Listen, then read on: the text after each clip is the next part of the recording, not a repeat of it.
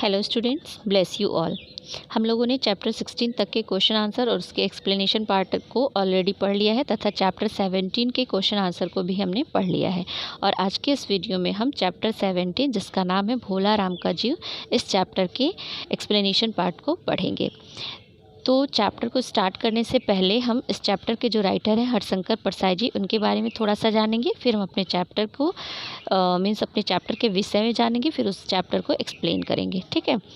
तो जो हरिशंकर परसाई जी हैं, इन्होंने व्यंग्य विधा को साहित्य में प्रतिष्ठा दिलाया है और इनका जन्म 24 अगस्त 1924 को होशंगाबाद मध्य प्रदेश के जमानी गांव में हुआ था। एक सफल व्यंग्यकार और कथाकार होने के साथ साथ परसाई जी ने पत्रकारिता के क्षेत्र में भी काम किया। परसाई जी को हिंदी साहित्य सम्मेलन द्वारा साहित्य वाचस्पति की मानद उपाधि प्राप्त हुई। ठीक है। परसाई जी की रचनाएं परसाई रचनावली में प्रकाशित हो चुकी हैं। जो हरिशंकर परसाई जी थे, ये व्यंग स्पेशली व्यंग करते थे, व्यंग लेखन करते थे और कथाकार भी थे, मीन्स कहानियाँ भी लिखते थे। लेकिन स्पेशली जो ये फेमस हुए हैं वो अपने व्यंग लेखन की वजह से फेमस हुए हैं। व्यंग का मतलब होता है कि हम इंडिकेट किसी और को करते हैं और लिखते किसी और के बारे में हैं। ठीक है। तो इसी को कहते हैं, जैसे कि टोंट मारना, मतलब ये व्यंग किसी मतलब इनका इशारा कहीं और होता है और कहते कुछ और हैं। ठीक है। तो ये था हरिशंकर परसाई जी के बारे में। अब हम इस चैप्टर के बारे में थोड़ा सा जान लेते हैं, फिर इस चैप्टर को एक्सप्लेन करेंगे। इस चैप्टर का पाठ परिचय है कि मोह माया के जाल में फंसे मनुष्य के लालच का कोई अंत नहीं है। इसी लोभ लालच के कारण अनेक सरकारी विभागों में भ्रष्टाचार व्याप्त है। घूसखोरी और भाई भतीजावाद का बाजार गर्म है। कई जगहों पर बिना रिश्वत दिए कोई काम नहीं हो सकता। पेंशन कार्यालय के कर्मचारियों द्वारा पीड़ित सेवानिवृत्त सरकारी कर्मचारी की आत्मा इतनी व्यथित हो उठती है कि मृत्यु के उपरांत भी सरकारी फाइल में भटकती है। मतलब इस चैप्टर में यही बताने की कोशिश की गई है।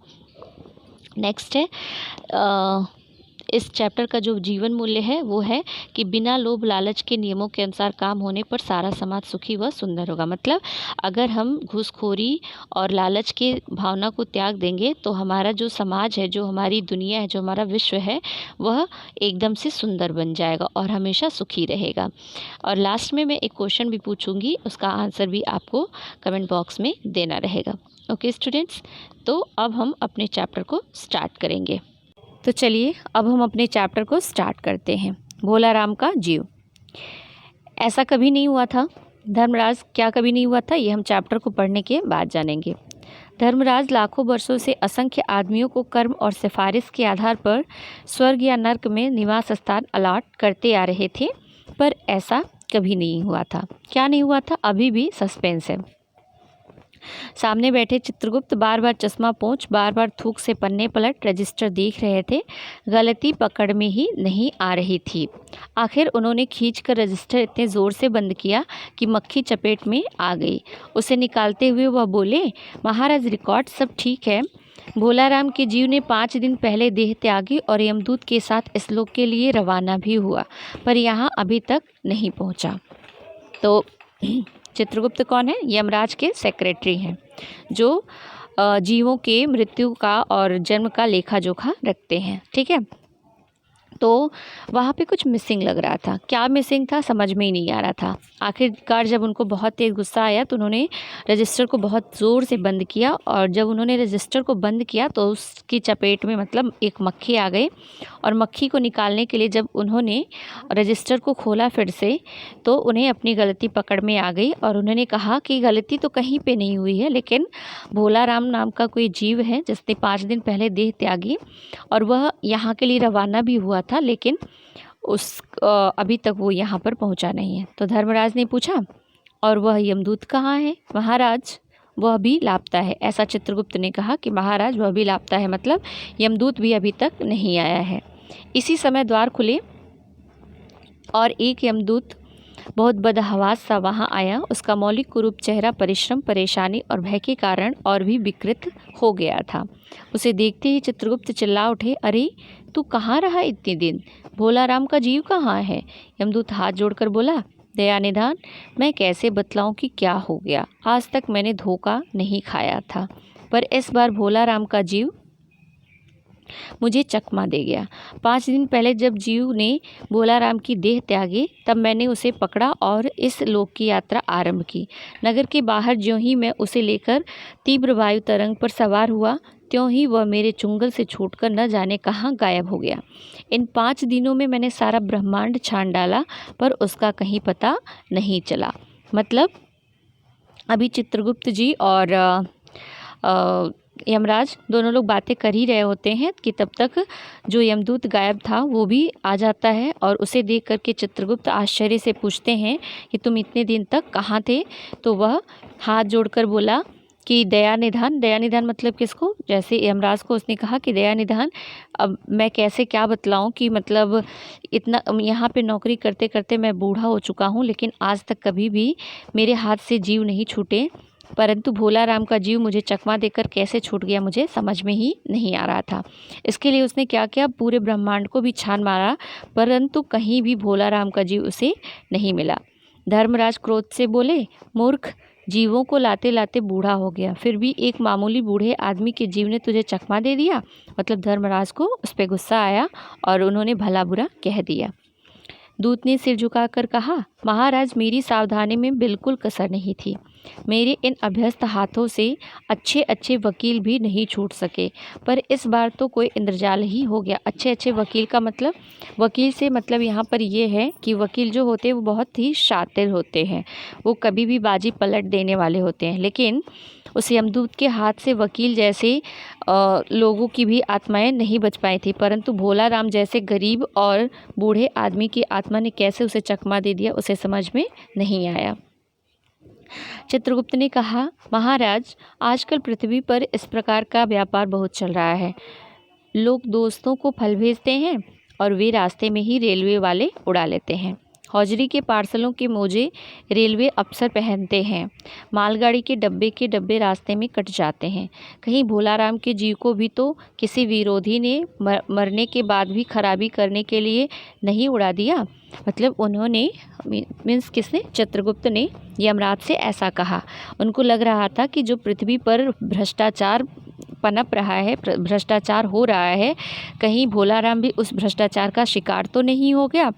धर्मराज ने व्यंग से चित्रगुप्त की ओर देखते हुए कहा, तुम्हारी भी रिटायर होने की उम्र आ गई है।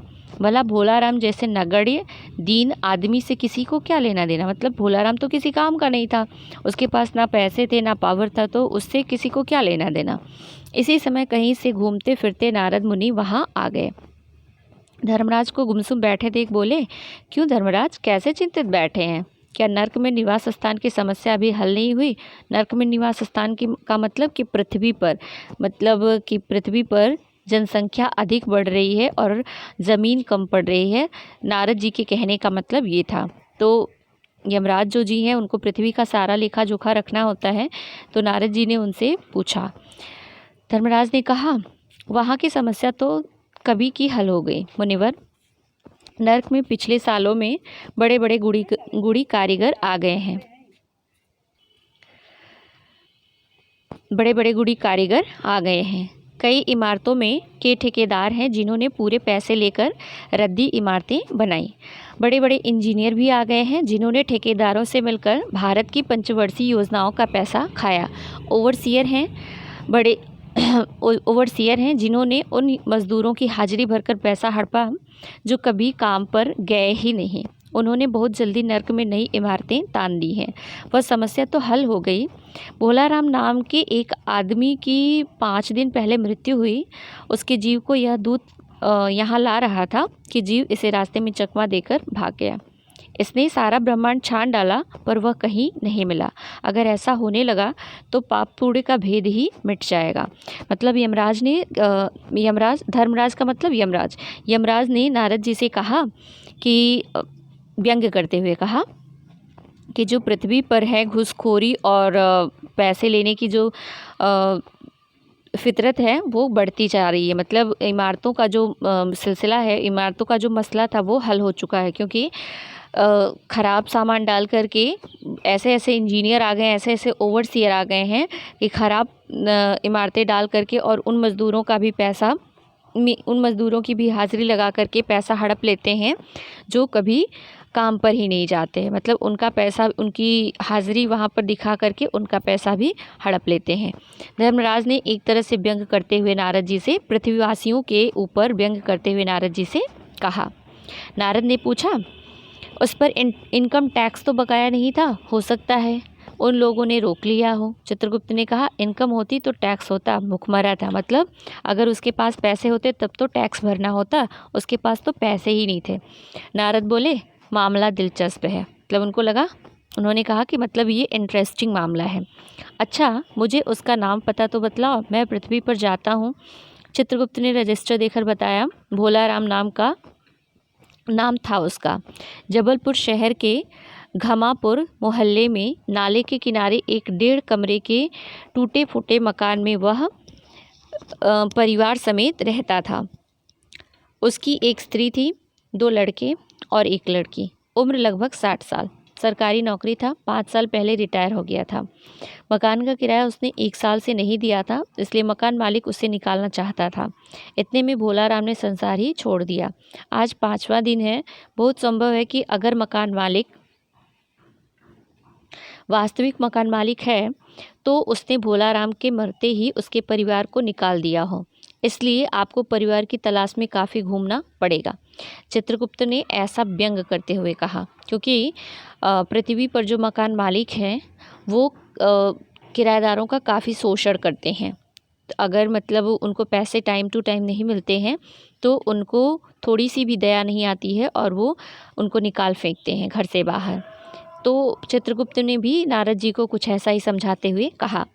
माँ बेटी के सम्मिलित क्रंदन से ही नारद भोलाराम का मकान पहचान के जब नारद पृथ्वी के लिए रवाना हुए तो नारद ने माँ बेटी के क्रंदन से ही भोलाराम का मकान पहचान लिया।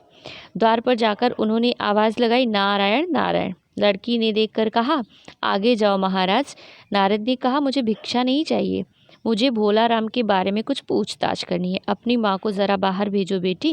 मतलब नारद जी ने जब नारायण नारायण कहा तो लड़की को लगा कि कोई भिक्षा मांगने वाला है, तो उसने कहा कि बाबा आप आगे जाओ, यहाँ पर कुछ भी नहीं है, मतलब हम लोग कंगाल हैं। तो नारद ने कहा कि मुझे भिक्षा नहीं चाहिए, अपनी माँ को बाहर बुलाओ, मुझे उनसे कुछ पूछताछ करनी है। भोलाराम की पत्नी बाहर आई। नारद ने कहा, माता भोलाराम को क्या बीमारी थी? क्या बताऊं, मतलब उसकी भोलाराम की पत्नी ने कहा, क्या बताऊं, गरीबी की बीमारी थी। 5 साल हो गए पेंशन पर बैठे, पर पेंशन अभी तक नहीं मिली। हर 10-15 दिन में एक दरख्वास्त देते थे, पर वहाँ से या तो जवाब ही नहीं आता था, और आता तो यही कि तुम्हारी पेंशन के मामले पर विचार हो रहा है। इन 5 सालों में मेरे सब गहने बेचकर हम लोग खा गए, फिर बर्तन बिके, अब कुछ नहीं बचा था, फाके होने लगे थे। चिंता में घुलते घुलते और भूखे मरते मरते उन्होंने दम तोड़ दिया। फाके होने का मतलब कि हम लोग बिना खाए सो रहे थे। ठीक है। नारद ने कहा, क्या करोगी माँ, उनकी इतनी ही उम्र थी। नारद ने कहा कि हाँ, नारद ने सहानुभूति जताते हुए कहा कि उनकी इतनी ही उम्र थी, सो उनकी डेथ हो गई। तो उसकी पत्नी ने कहा, भोलाराम की पत्नी ने कहा, ऐसा तो मत कहो महाराज, उम्र तो बहुत थी। 50-60 रुपया महीना पेंशन मिलती तो कुछ और काम कहीं करके गुजारा हो जाता, पर क्या करें, 5 साल नौकरी से बैठे हो गए और अभी तक एक कौड़ी नहीं मिली। मतलब पेंशन तो मिल ही नहीं रही थी। जब पैसा नहीं रहेगा तो खाएंगे क्या, और खाएंगे नहीं तो मरना तो है ही। भोलाराम की पत्नी के कहने का आशय यही था। दुख की कथा सुनने की फुर्सत नारद को थी नहीं। मतलब नारद तो अपना काम करने आए थे, तो उनको कहाँ इतना कथा सुनने की फुर्सत थी। वह अपने मुद्दे पर आए। माँ, यह तो बताओ कि यहाँ किसी से क्या उनका विशेष प्रेम था जिसमें उनका जी लगा हो? पत्नी बोली, लगा तो महाराज बाल बच्चों से ही होता है। स्त्री ने कहा, महाराज तो साधु हैं, सिद्ध पुरुष हैं, कुछ ऐसा नहीं कर सकते कि उनकी रुकी हुई पेंशन मिल जाए, इन बच्चों का पेट कुछ दिन भर जाएगा। नारद को दया आ गई। जब नारद ने भोलाराम की पत्नी की बात सुनी तो उनको दया आ गई।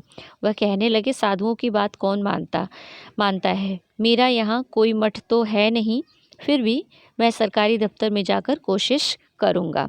मतलब उन पर दया की वजह से नारद जी सरकारी दफ्तर जाने के लिए भी रेडी हो गए। वहाँ से चलकर नारद सरकारी दफ्तर में पहुँचे। वहाँ पहले ही कमरे में बैठे बाबू से उन्होंने भोलाराम की केस के बारे में बातें की। उस बाबू ने उन्हें ध्यानपूर्वक देखा और बोला, भोलाराम ने दरख्वास्तें तो भेजी थी पर उन पर वज़न नहीं रखा था, इसलिए कहीं उड़ गई होंगी। वज़न का मतलब यहाँ पर कोई चीज़ रखने से नहीं, कोई वज़नी वस्तु रखने से नहीं, मतलब उस पर उन्होंने रिश्वत नहीं रखा था, मतलब उसने रिश्वत नहीं दी थी।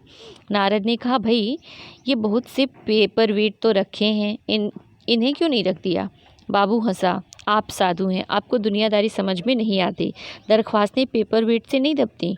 खैर, आप उस कमरे में बैठे बाबू से मिलिए। नारद उस बाबू के पास गए। उसने तीसरे के पास भेजा, तीसरे ने चौथे के पास, चौथे ने पांचवें के पास। जब नारद 25-30 बाबुओं और अफसरों के पास घूम आए, तब एक चपरासी ने कहा, महाराज आप क्यों इस झंझट में पड़ गए? अगर आप साल भर भी यहाँ चक्कर लगाते रहें तो भी आप काम नहीं होगा।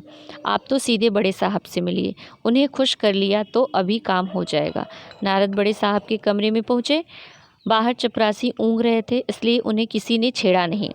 उन्हें एकदम विजिटिंग कार्ड के बिना आया देख साहब बड़े नाराज़ हुए। बोले, इसे कोई मंदिर वंदिर समझ लिया है क्या? धड़धड़ाते चले आए, चिट क्यों नहीं भेजी? नारद ने कहा, कैसे भेजता? चपरासी सो रहा है। मतलब नारद ने उनकी जो सुरक्षा व्यवस्था थी उसके बारे में व्यंग करते हुए कहा। क्या काम है? साहब ने रौब से पूछा, मतलब थोड़े गुस्से में साहब ने पूछा, क्या काम है? नारद ने भोलाराम का पेंशन केस बतलाया। साहब बोले, आप हैं वैरागी, दफ्तरों के रीति रिवाज नहीं जानते। असल में भोलाराम ने गलती की। भाई यह भी एक मंदिर है, यहाँ भी दान पुण्य करना पड़ता है, भेंट चढ़ानी पड़ती है। आप भोलाराम के आत्मी मालूम होते हैं। भोलाराम की दरख्वास्तें उड़ रही हैं, उन पर वज़न रखिए। नारद ने सोचा कि फिर यहाँ वज़न की समस्या खड़ी हो गई। मतलब नारद को तो समझ में ही नहीं आ रहा था कि वज़न का मतलब क्या होता है। वो समझ ही नहीं पा रहे थे कि वज़न का मतलब रिश्वत होता है। देर लगी जाती है 20। नारद ने सोचा कि फिर यहाँ वज़न की समस्या खड़ी हो गई। साहब बोले, वही सरकारी पैसे का मामला है, पेंशन का केस 20 दफ्तरों में जाता है, देर लग ही जाती है। 20 बार एक ही बात 20 जगह लिखना पड़ता है, तब पक्की होती है। जितनी पेंशन मिलती है उतनी कीमत की स्टेशनरी लग जाती है। हाँ, जल्दी भी हो सकती है, मगर साहब रुके, मतलब मगर कह करके वो थोड़ा सा रुक गए। नारद ने कहा, मगर क्या? साहब ने कुटिल मुस्कान का मतलब थोड़े व्यंग के साथ कहा, मगर वजन चाहिए। आप समझे नहीं। जैसे आपकी यह सुंदर वीणा है, इसका भी वजन भोलाराम की दरख्वास्त पर रखा जा सकता है। मेरी लड़की गाना बजाना सीखती है, यह मैं उसे दे दूंगा। साधुओं की वीणा से तो और अच्छे स्वर निकलते हैं। लड़की जल्दी संगीत सीख गई तो उसकी शादी हो जाएगी। ठीक। तो अब नारद को थोड़ा थोड़ा समझ में आ रहा था। नारद अपनी वीणा छीनते देखकर ज़रा घबराए, फिर संभल कर उन्होंने बीड़ा टेबल पर रखकर कहा, यह लीजिए, अब ज़रा जल्दी उसकी पेंशन का ऑर्डर निकाल दीजिए। साहब ने प्रसन्नता से उन्हें कुर्सी दी, वीड़ा को एक कोने में रखा और घंटी बजाई। चपरासी हाजिर हुआ। साहब ने हुक्म दिया, बड़े बाबू से भोलाराम के केस की फाइल लाओ। थोड़ी देर बाद चपरासी भोलाराम की 100-150 दरख्वास्तों से भरी फाइल लेकर आया। उसमें पेंशन के कागजात भी थे। साहब ने फाइल पर भोलाराम का नाम देखा और निश्चित करने के लिए पूछा, क्या नाम बताया साधु जी आपने? नारद ने समझा कि साहब कुछ ऊंचा सुनता है, इसलिए ज़ोर से बोले, भोलाराम। साहब फाइल में से आवाज़ आई, सहसा मतलब अचानक। कौन पुकार रहा है मुझे? पोस्टमैन है क्या? पेंशन का ऑर्डर आ गया क्या? पेंशन का ऑर्डर आ गया? साहब डरकर कुर्सी से लुढ़क गए। नारद भी चौंके, पर दूसरे एक क्षण बात समझ गए। बोले, भोलाराम, तुम क्या भोलाराम के जीव हो? हाँ, आवाज़ आई। नारद ने कहा, मैं नारद हूँ, मैं तुम्हें लेने आया हूँ। चलो, स्वर्ग में तुम्हारा इंतज़ार हो रहा है। आवाज़ आई, मुझे नहीं जाना, मैं तो पेंशन की दरख्वास्तों में अटका हूँ, यही मेरा मन लगा है, मैं अपनी दरख्वास्तें छोड़कर नहीं जा सकता। ठीक है, तो ये पूरी स्टोरी थी। आप पूरी स्टोरी का मतलब समझ सकते हैं कि इसमें क्या कहने की कोशिश की गई है। इसमें पृथ्वी पर जो भी भ्रष्टाचार व्याप्त हैं, उन सारी चीज़ों पर व्यंग किया गया है। ठीक है, कैसे रेलवे वाले बीच से ही सामान उड़ा देते हैं, कैसे कोई पेंशन मतलब कोई मामूली आदमी अगर गवर्नमेंट जॉब कर रहा है और उसकी रिटायरी हो जाती है तो पेंशन के लिए उसे कितना भटकना पड़ता है, उसके लिए उनके जीव को कितना तरसना पड़ता है, इन सारी चीज़ों के बारे में इस चैप्टर में व्यंग किया गया है। मैंने आपसे बोला था कि मैं चैप्टर के लास्ट में एक क्वेश्चन भी पूछूंगी। तो क्वेश्चन है, सरकारी कर्मचारी वेतन से संतुष्ट क्यों नहीं होते? इसका आंसर आपको थोड़ा सोच समझ करके देना होगा। ठीक है, हमने चैप्टर तो पढ़ लिया और चलिए हम थोड़ा सा इस चैप्टर के शब्दार्थ को भी जान लेते हैं। तो चैप्टर अब जब आगे चैप्टर रीड करेंगे आप तो आपको चैप्टर अच्छे से क्लियर हो जाएगा। देखिए शब्दार्थ में है, चित्रगुप्त धर्मराज की सभा में जन्म मृत्यु का हिसाब रखने वाला व्यक्ति। लापता मीन्स गायब होता है। बदहवास मीन्स परेशान, जिसकी बुद्धि नष्ट हो गई हो। मौलिक मीन्स वास्तविक। अभ्यस्त मीन्स आदि। आदि मतलब जिसको हैबिट हो जाती है, हैबिचुअल जिसको कहते हैं। विकट मीन्स भयंकर। नगण्य मीन्स तुच्छ या हीन। या बकाया मीन्स शेष। कुटिल मीन्स चालाक या धूर्त। फाके होना मतलब भूखों मरना। चंगुल मीन्स जाल में फंसना। विकृत मीन्स बिगड़ा हुआ। वायु तरंग मीन्स वायु की लहर। इंद्रजाल मीन्स चमत्कार। दरख्वास्तें मीन्स प्रार्थनाएं। सम्मिलित मीन्स मिला हुआ। अलाट मीन्स आवंटन। क्रंदन मीन्स रोना। तो ये तो था हमारा चैप्टर और उसका वर्ड मीनिंग। मिलते हैं नेक्स्ट वीडियो में नेक्स्ट चैप्टर के एक्सप्लेनेशन के साथ। आई जस्ट थिंक कि आपको ये चैप्टर अच्छे से समझ में आ गया होगा। फिर भी आपको कुछ भी ना समझ में आया हो तो आप कमेंट बॉक्स में कमेंट करके मुझसे पूछ सकते हैं। ओके, तो मिलते हैं नेक्स्ट वीडियो में, तब तक के लिए गुड डे।